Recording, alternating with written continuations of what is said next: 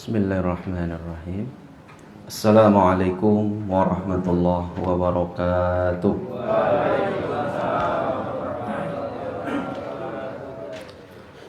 Alhamdulillah wassalatu wassalamu ala Rasulillah wa ala alihi wa sahbihi wa man walah wa ba'd. Bersyukur kepada Allah pada kesempatan pagi ini kita masih dipertemukan kembali dalam keadaan sehat. Mudah-mudahan kita senantiasa memohon kepada Allah agar Allah senantiasa memberikan atau menetapkan iman dan Islam kita sampai kita meninggal, ya. Wala tamutunna illa wa antum muslimun. Dan pada kesempatan kali ini kita akan memulai pembahasan yang baru, yaitu tentang adab makan dan minum. Adab makan dan minum. Jadi kalau kita mempelajari Islam ini secara mendetail, maka setidaknya kita akan menyimpulkan 4 poin besar, bahwa Islam itu terdiri dari akidah, ibadah, muamalah, dan akhlak. 4. Yang pertama kita bahas di awal-awal itu tentang masalah ibadah, wudu. Lalu kemudian setelahnya ma la yasa'al muslim jahlu, itu tentang masalah akidah. Lalu kemudian pada kesempatan kali ini terkait dengan masalah akhlak. Maka seorang muslim itu tidak lepas dari akhlak, karena ini akan menjadi identitas kita. Bahkan tidak sedikit orang-orang yang dia tidak mengenal Islam, orang-orang yang dia tidak mengenal Allah Subhanahu wa ta'ala, kemudian dia tertarik dan masuk Islam karena melihat dari bagaimana seorang muslim itu dia menerapkan nilai-nilai Islam. Tidak sedikit ada orang-orang dari kalangan intelektual, kalau kita baca, kita mencari informasi tentang bagaimana para mu'allaf itu, di antaranya karena melihat seorang muslim, bagaimana cara dia bermuamalah, bagaimana cara dia disiplin dalam beribadah, itu membuat mereka tertarik, penasaran dengan Islam, akhirnya dipelajari dan kemudian yakin masuk Islam, meninggalkan agama yang sebelumnya. Baik, kenapa kita perlu membahas ini? Karena seorang muslim itu tidak cukup dia hanya mempelajari tentang masalah akidah, terkait dengan masalah keimanan semata. Itu akan timpang. Seperti seekor burung, ketika salah satu sayapnya tidak ada, maka dia tidak akan bisa terbang dengan sempurna. Ketika kita mengatakan wa umirtu an akuna awwalal muslimin, kata Allah Subhanahu wa ta'ala, aku diperintahkan menjadi orang yang pertama kali menyerahkan diri kepada Allah, menyerahkan diri kepada Islam, tunduk kepada ajaran-ajaran Rasulullah sallallahu alaihi wasallam. Wa umirtu li an akuna awwalal muslimin. Maka diantaranya adalah tentang masalah bagaimana sesuatu yang sebenarnya itu adalah kebutuhan sehari-hari manusia, hajat manusia.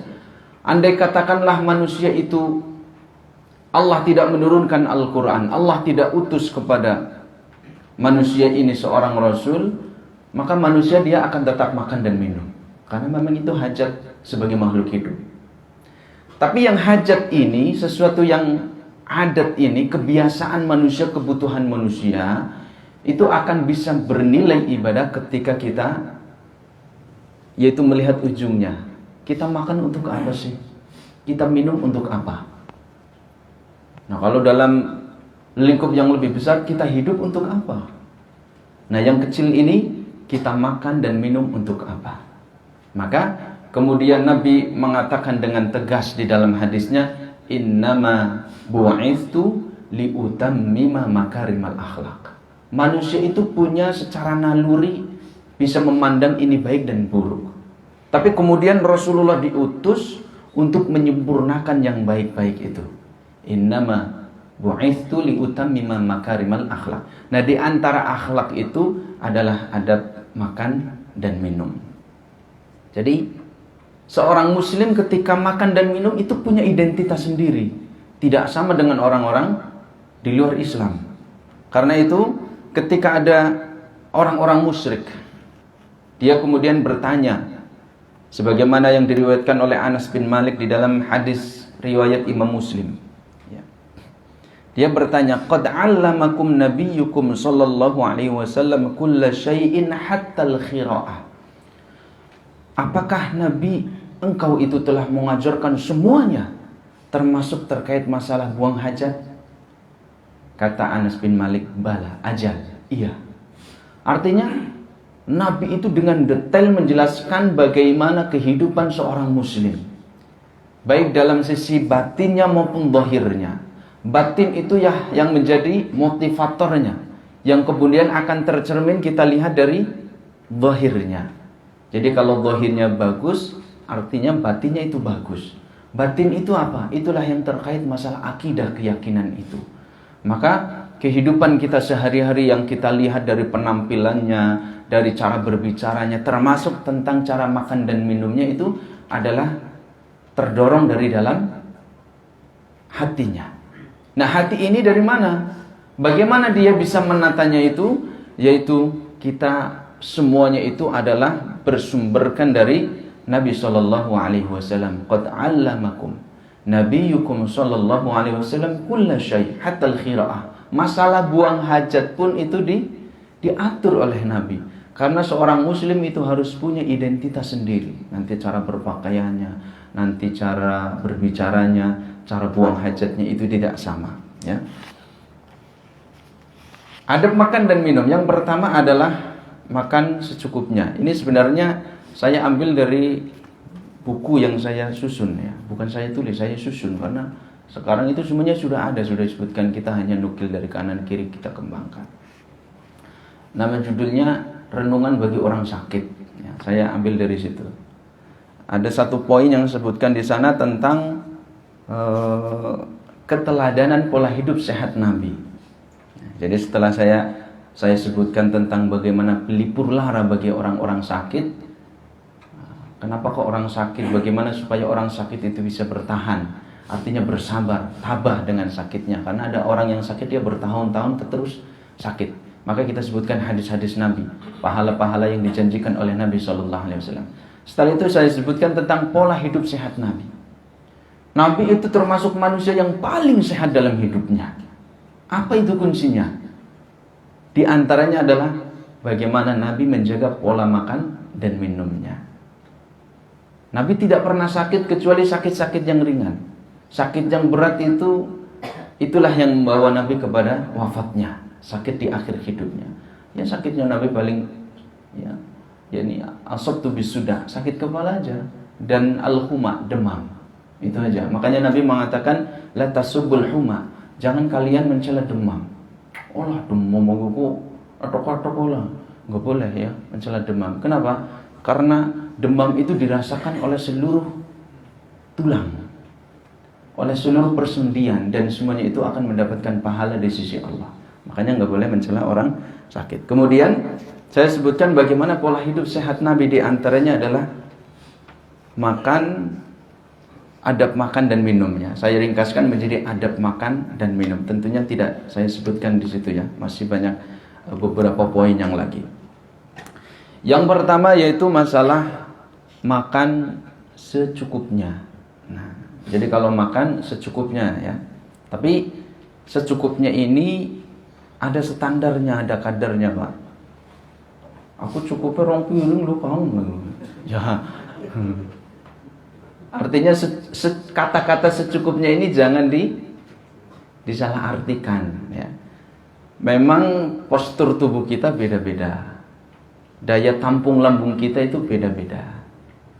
Maka secukupnya ini yang menjadi tolak ukurnya apa? Kita lihat ya. Tolak ukurnya yang pertama adalah firman Allah Subhanahu wa taala. Allah Subhanahu wa taala berfirman, "Kulu washrabu." Makan dan minumlah. Wala tusrifu. Jangan berlebih-lebihan. Innahu la yuhibbul musrifin.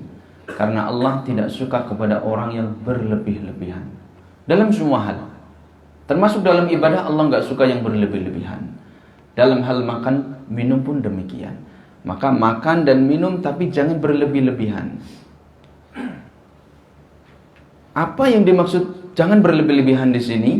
Maka disebutkan di dalam hadis Nabi, itu hadis yang di bawahnya yang diriwayatkan oleh Miqdam Ibn Ma'di Karib, bahwa Rasulullah sallallahu alaihi wasallam bersabda. Kata beliau, "Ma mala'a ibnu Adam wi'aan syarran min batnin." Tidak ada satu bejana yang diisi oleh anak Adam, oleh manusia, yang lebih buruk daripada perut. Jadi diistilahkan oleh Nabi, perut itu bagian dari bejana. Kenapa? Karena fungsi bejana itu adalah untuk menampung sesuatu, menjadi wadah sesuatu. Dan perut ini menampung semua. Saya perhatikan kambing itu kalau makan rumput, itu pun pilih-pilih. Lalu kemudian ayam, itu pun pilih-pilihnya semua. Saya perhatikan ternyata ada manusia yang semua dimakan. Iya nggak Pak? Oh, mantuk ya. Silakan mungkin di YouTube ya. Ada yang dari koala jengking, ular semuanya. Kuliner yang ekstrim, semuanya dimakan. Halal, haram. Nah itu kalau orang Islam, seorang Muslim tidak demikian. Ya. Maka Nabi mengatakan perut itu adalah bejana yang paling buruk yang diisi oleh manusia. Semuanya masuk, bahkan yang busuk pun masuk. Betul nggak? Percaya nggak Pak? Di tempat saya ada orang beli tempe busuk, buat di jangan aja deh. Tempe apa jenengnya? Semang itu ya. Itu busuk itu dimakan. Ya, dimakan. Artinya memang perut ini adalah bejana yang paling buruk yang diisi oleh manusia. Karena itu kalau kita melihat kepada penjelasan-penjelasan para ulama seperti Ibnul Qayyim, yang dia juga begitu detail menjelaskan tentang masalah tibbun nabawi, bagaimana kesehatan Nabi SAW, maka dia menjelaskan bahwa penyakit yang muncul dalam diri manusia setidaknya paling banyak disebabkan oleh masalah makanan. Kalau jenengan tidak pilih-pilih makan, maka dipastikan akan banyak penyakitnya. Mungkin sekarang tidak, setahun, 2 tahun mungkin tidak. Nanti mungkin di akhir usia, di hari tuanya, itu akan ada efeknya yang luar biasa. Ya. Mungkin kalau yang nggak sembarangan makannya pilih-pilih, dia akan sakitnya sakit yang ringan. Tapi yang semuanya dimakan, mungkin ada diabetes meletus atau itu, diabetes meletus, kemudian jantung koroner, ada macam-macam itu ya. Sayang sekali, masa tua hanya dihabiskan, hartanya habis untuk berobat. Masa-masa yang dulu, ampol aku ibadahnya aku tua baik, wis pensiun, wis langkah pekerjaan, wis gari mau ndeleng cucu akeh, gitu kan. Ternyata tidak, hari tuanya disibukkan dengan berobat. Mau ke masjid nggak mampu, mau berdiri tidak mampu, dan seterusnya. Karena dia disibukkan dengan penyakitnya. Maka makanan ini perlu diperhatikan oleh kita sebagaimana yang disebutkan oleh Nabi SAW. Hasbubni Adam ukulatun yuqimna sulbahu. Ini standar Nabi. Standar Nabi itu apa? Anak Adam, kita semuanya harus tahu tujuan kita. Kita itu bukan seperti orang-orang kafir. Orang-orang kafir yang sebagaimana disebutkan di dalam surat Muhammad ayat 12. Apa yang dikatakan oleh Allah? Walladzina kafaru yatamatta'una. Orang-orang kafir itu adalah dia menikmati kesenangan hidup di dunia ini. Silakan. Anda perhatikan sendiri, orang-orang kafir tidak kenal halal dan haram. Saya membaca satu artikel seorang mu'allaf. Dia mengatakan bahwa setelah saya masuk Islam, saya makan berbagai macam makanan yang paling terkesan dan sampai sekarang terus terus menggoda saya itu adalah pipang, babi panggang. Enak sekali katanya itu. Jadi dari semua makanan yang ada, katanya itu menurut pengakuan beliau, babi itu paling enak, paling enak. Dan itu diharamkan dalam Islam. Bagaimana seorang mu'alaf yang dulu pernah mencicipi itu dan berkali-kali menjadi menu favoritnya, masuk Islam setelah itu diharamkan. Kalau bukan karena iman, dia tidak akan mampu untuk menjaga itu, Pak. Karena itu makanan paling enak menurut dia, pipang. Ya, luar biasa itu, masih utuh. Nah, mungkin di kalangan kita galing ya, galing, kambing guling mungkin ya. Pernah nggak Pak makan kambing guling? Belum ya.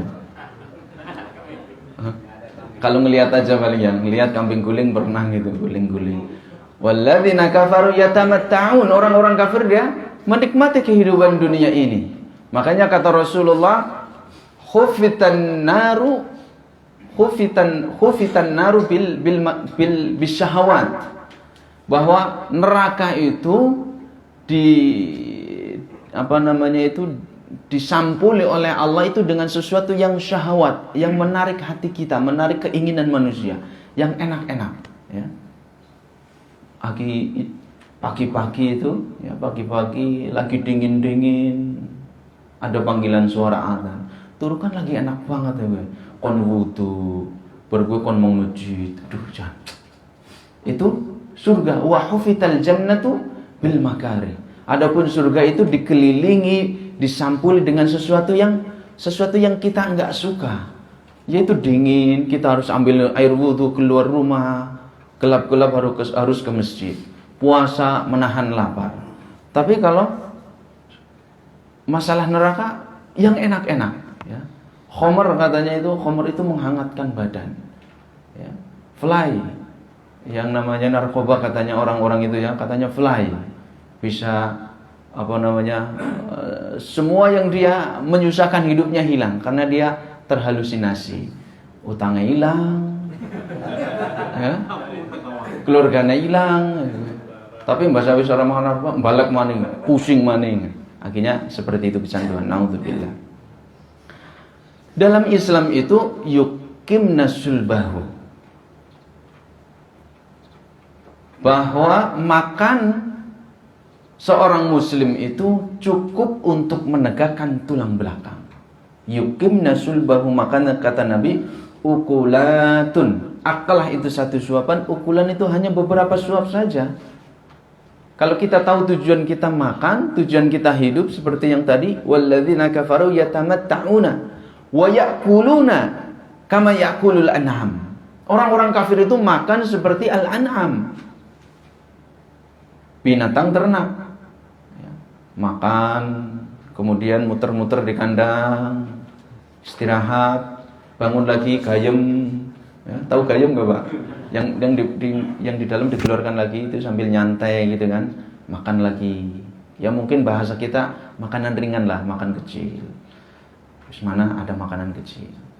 Kemudian habis itu berdiri lagi, makan lagi, muter-muter. Hidupnya cuma itu. Ya'kuluna kama ta'kulul an'am. Makan. Wan naru mathwal lahum, tapi nanti neraka itu akan menjadi tempat tinggal mereka. Naudzubillah min dzalik. Maka kita orientasinya bukan ini sebagai seorang muslim.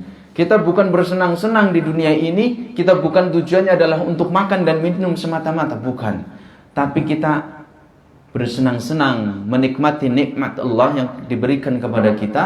Kita makan menikmati anugerah yang Allah berikan kepada kita. Semuanya adalah tujuan apa? Yuqimna sulbahu, untuk menegakkan tulang belakang supaya kita bisa beribadah. Orang kalau busung lapar pun nggak bisa ibadah Pak, iya kan? Busung lapar nggak bisa ibadah, dia sakit, tiduran, guling-guling, nggak bisa ibadah karena perutnya kosong. Lagi sholat Allahu Akbar, di sini bunyi, gitu kan? nggak tenang. Makanya Nabi mengatakan, Nabi SAW bersabda, kita tidak boleh menahan dua hal, ya. La salata bihadrati ta'am wa lahu yudafi'ul akhbathan. Kita nggak boleh, ya. Artinya salat tidak sempurna ketika kita menahan, yaitu yang pertama ada makanan, yang kedua ingin buang angin atau buang air. Itu nggak boleh. Salatnya tidak sempurna. Ketika kita lagi lapar betul, makanan sudah dihidangkan, kita tetap kemudian sholat, maka sholatnya nggak sempurna karena kita nggak khusyuk. Maka makan secukupnya untuk menghilangkan sedikit laparnya, kita kemudian sholat, ya. Jangan dihabiskan, ya, sampai rampung, rampung ya, sholatnya udah selesai jamaahnya. Nah, yuqimna sulbahu ini, kita menegakkan tulang belakang itu adalah tujuannya untuk beribadah. Kita bisa sholat, kita bisa beraktivitas, kita bisa bekerja, kita bisa beramal soleh yang lainnya. Fa in kana la mahalata, kalau nggak mungkin, karena aku mangan setengah cendong kayaknya, aduh jangan kusang urip ya, nggak cukup saja kalau cuma setengah sendok atau 5 sendok, nggak cukup lah saya. 2 piring. Ya. Kata Nabi, fa in kana la mahalata, kalau nggak mungkin, fasulutsu ta'amin, maka lambung itu yang kadarnya mungkin besarnya beda-beda, sepertiganya untuk makan. Wa thulutsu syarabin, sepertiganya itu untuk minum. Lalu kemudian wa thulutsun linnafasi, sepertiganya untuk napas. Ya, jadi harus dibagi 3. Sepertiga makan, sepertiga minum, sepertiga napasnya. Ada orang makan sampai nggak bisa napas, ya. Kayak gini ya, Pak. Ngasak ngelempeng weteng. Nah, karena terlalu kenyang. Kalau nggak mungkin kata Nabi seperti itu. Tapi kalau bisa kurang dari sepertiganya itu luar biasa. Dan disebutkan di dalam beberapa riwayat, ya. Di beberapa riwayat bagaimana Nabi SAW mempraktekkan sendiri. Para sahabat pun demikian, ya. Disebutkan di dalam riwayat Imam At-Tirmidzi, hadisnya hasan, bahwa dalam beberapa malam Nabi itu berturut-turut tidak mendapati makanan di rumahnya, di rumah istri-istrinya. Istrinya lebih dari 1. Ke rumah istrinya nggak ada makanan, pindah ke sampingnya nggak ada makanan. Dan Nabi hanya mendapatkan roti gandum saja, roti gandum, ya, roti gandum dimakan oleh Nabi, hanya roti gandum. Ya mungkin sekarang roti yang 2000-an lah di warung itu, ya, hanya roti itu, ya. Atau mungkin hanya cuma ada nasi, dimakan. Itu sudah mencukupkan dalam diri Nabi untuk menegakkan tulang belakangnya. Karena Nabi orientasinya jauh ke sana. Saya bukan cukup untuk makan dan minum, tidak. Cukup untuk menegakkan tulang belakang untuk beribadah kepada Allah Subhanahu wa ta'ala. Lalu kemudian saat Nabi SAW, sebagaimana riwayat Imam Bukhari, tidak mendapati pagi-pagi tidak ada makanan, nanya kepada istrinya nggak ada makanan, maka hari itu beliau meniatkan puasa. Nggak marah-marah, kok beliau suruh masak, kok beliau warung liwat ya, duit orang apa mau tuku beras. Nah, ujung-ujungnya kembali mengpapakan. Yang jelas Nabi itu tidak marah ketika ada makanan. Alternatifnya adalah dialihkan kepada ibadah yang lain, yaitu dengan berpuasa. Kemudian saat perang Khandaq, ya, kita perhatikan bagaimana perang Khandaq, bikin parit itu, ya. Ketika Nabi ingin melindungi sahabatnya, para sahabatnya yang mereka terkepung, maka Nabi membuat siasat dengan menggali parit, maka disebut dengan perang Khandaq. Nah, ketika itu para sahabat menyaksikan sendiri bagaimana Nabi SAW menahan laparnya sehingga mengganjal perutnya itu dengan batu. Jadi Nabi sendiri pun memberikan teladan kepada kita bagaimana Nabi itu merasakan lapar. Jadi mengosongkan perut selama itu masih dalam standar normal, maka itu bagus. Tapi kalau sudah berlebih-lebihan, maka ini yang tidak dibenarkan. Nah, ada teman Ki aku duwe roti pangan. Ora lah, aku ora mangan di situ. Orang dinanya suki aku enggak cilok pangan. Ora aku juga ora mangan sih. Pati benih 40 dina. Itu enggak boleh sampai 40 hari. Itu namanya menyiksa diri, ya. Tapi kalau masih standar itu boleh. Bahkan di sini disebutkan di dalam kitab Jami'un Ulum wal Hikam, bagaimana Ibnu Rajab dia mengatakan, dia menukil hadis, dia menukil dari kitab Abi Khaythamah. Dia berkata, seandainya manusia mempraktekkan kalimat-kalimat ini, maksudnya adalah hadis itu, ya, yang hadis kita baca tadi, mamala ibnu adam syarran min batnin. Andai manusia itu mempraktekkan kalimat-kalimat ini, niscaya mereka akan terhindar dari berbagai macam penyakit. Ini hikmahnya, di antara hikmahnya. Seandainya manusia mempraktekkan kalimat-kalimat ini, makan secukupnya, beberapa suap untuk menegakkan tulang belakang. Kalau tidak mampu, maka lambungnya bagi 3. Sepertiga makan, sepertiga minum, sepertiga nafas. Niscaya mereka akan terhindar dari berbagai macam penyakit. Kata beliau, klinik, rumah sakit, apotek, semuanya akan libur. Ini kuncinya, ya. Kalau kita ingin mendapatkan hikmah itu. Tapi kita beribadah bukan untuk tatabbu'ul hikmah, mencari hikmah. Kenapa Nabi mengajarkan kita makan itu sedikit secukupnya? Bukan supaya semata-mata sehat, bukan. Tapi tujuannya adalah supaya kita bisa beribadah. Nah, dari mana itu? Badan kita sehat. Jadi semata-mata bukan sehatnya, adalah untuk bisa beribadah. Diriwayatkan dari Uthman bin Zaidah. Dia berkata, Sufyan Ats-Tsauri mengirim surat kepadanya. Sufyan Ats-Tsauri, salah seorang sahabat. Apabila engkau ingin tubuhmu sehat dan tidurmu sedikit, kurangilah makan. Jika engkau ingin tubuhmu sehat, tidurnya sedikit, kurangilah makan. Itu sudah pasti, ya. Kalau orang perutnya itu enggak terlalu kenyang, maka dia akan tidurnya sebentar, dan itu menyehatkan. Dan diriwayatkan dari Ibrahim bin Adham, siapa yang menjaga perutnya, maka dia bisa menjaga agamanya. Siapa yang menjaga perutnya, artinya pola makannya, maka dia bisa menjaga agamanya. Dia akan bisa dengan mudah untuk beribadah. Siapa yang bisa menguasai laparnya, maka dia akan menguasai akhlak terpuji, ya. Akhlaknya akan terpuji karena dia menguasai laparnya, artinya bisa mengatur, memanage porsi makannya. Tidak semuanya dimakan. Makanya akhlaknya akan terpuji karena terlatih. Dia bisa punya rasa simpati, punya rasa empati, merasakan orang kurang makan, maka dia akan suka membantu orang.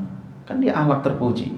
Kemudian dia jarang sendawa gitu, ya. Sendawa kan kadang kita untuk mainan gitu. Itu tidak boleh. Oh, gitu kan.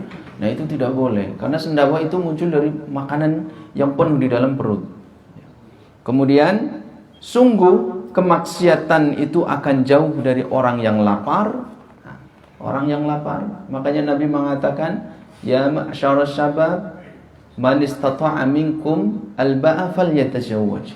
Wahai para pemuda, jika engkau sudah punya kemampuan, nikah, jangan diundur-undur. Engkau lah usia 30 tahun.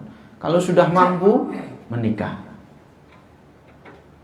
Secara finansial sudah ada untuk maharnya, nikahkan untuk mahar saja, mahar sama untuk walimah. Aulim walau bisa. Walimah cukup nyembelih 1 kambing aja, keperluan besar-besar itu. Artinya sederhana Nabi yang contohkan kepada kita. Alim walau bisa. Ya ma'asyara syabab, man istata'a minkum al-ba'a falyatazawwaj. Fa illam yastati' fa bisawm. Kalau engkau tidak mampu, maka berpuasalah. Fa inna lahu wija. Karena berpuasa itu adalah tameng bagi seorang pemuda. Seorang pemuda, ya. Jadi kalau seorang pemuda dia sudah pengen nikah tapi merasa belum mampu, duitnya urung kumpul, sering-sering puasa, puasa sunnah, Senin Kemis, 3 hari setiap bulan Hijriah. Tambah lagi kalau pengen matang puasa Daud, hari ini puasa, besok tidak, besoknya puasa, besoknya tidak, selang-seling gitu. Kenapa? Karena posisi perutnya menjadi kosong. Ya. Ketika posisi perut kosong, maka dia akan jauh dari kemaksiatan. Ya. Lihat HP juga, astagfirullah, gitu ya. Kemudian lihat di jalan juga, alhamdulillah, astagfirullah. Karena perutnya kenyang. Perut kenyang itu tidak akan bernafsu lah, ya. Artinya berkurang nafsunya, itu akan berkurang. Dan orang yang lapar itu dekat dengan orang yang kenyang. Maksudnya kemaksiatan itu jauh dari orang yang lapar, dekat dengan orang yang kenyang. Kemaksiatan, ya, kemaksiatan orang yang kenyang itu, ya dengan kenyang dia menjadi suka tidur. Dengan suka tidur kemudian dia malas untuk bangun. Ketika ada azan, akhirnya diundur-undur sholatnya, nantilah, sampai akhirnya keluar waktunya. Nah, itu tidak bagus kalau orang yang kenyang. Rasa kenyang akan mematikan hati, juga akan memicu rasa senang, sombong, dan tawa. Nah, jadi terbahak-bahak tidak terlalu, ya tidak dibenarkan ya. Tertawa sampai gigi terlihat, gigi geraham terlihat tidak masalah. Tapi kalau sampai terbahak-bahak, guling-guling itu nggak boleh ya. Nggak boleh. Ya, biasanya yang nonton nonton ya sing cenaka-cenaka ya. Biasanya sampai guling-guling. Itu yang pertama. Makan secukupnya ya. Tapi tidak boleh salah tafsirkan secukupnya ini seperti apa ya. Jadi bukan porsi piringnya, tapi adalah porsi lambungnya, sepertiga. Jadi prosentasenya ya, karena setiap kita itu berbeda-beda. Ada sebuah hadis yang masyhur, tapi itu hadisnya lemah ya. Innallaha yaghdabul habrus samina. Allah itu membenci orang berilmu yang gemuk. Jadi kemudian banyak orang mengatakan Allah itu membenci orang yang obesitas, yang gemuk. Ada yang gemuk nggak di sini? Nggak ada ya, alhamdulillah. Allah membenci itu. Tapi ini hadisnya lemah. Ya.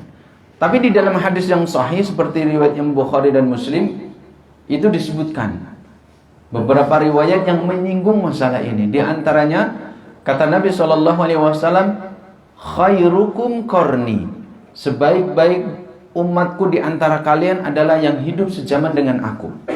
Tsummal ladzina yalunahum, kemudian yang setelahnya. Yang pertama sahabat, kemudian tabi'in. Tsummal ladzina yalunahum, kemudian setelah tabi'in, tabi'ut tabi'in. Itu generasi 3 terbaik. Sahabat, tabi'in, tabi'ut tabi'in. Inna ba'dakum qauman yakhununa wa la yu'tamanuna. Nanti akan tiba satu kaum ya, satu kelompok manusia, orang-orang, jadi enggak harus berkomunitas, tidak. Artinya bukan cuma satu orang. Ketika Nabi mengatakan inna ba'dakum qauman, itu mungkin orangnya terpisah-pisah. Mungkin ada yang di Indonesia, ada yang di negara lain, ada di daerah sini, ada daerah lain. Enggak harus satu komunitas, satu organisasi, tidak. Ini menunjukkan tidak sedikit akan ada banyak orang, kauman yakhununa wa la yu'tamanun. Mereka itu berkhianat dan tidak bisa dipegang amanahnya. Wa yashhaduna wa la yustashhadun. Mereka itu bersaksi tanpa dimintai bersaksian. Ya. Sebelum diminta untuk jadi saksi, dia sudah mengajukan sendiri untuk menjadi saksi. Ya. Wa yunziruna wa la ya'fun.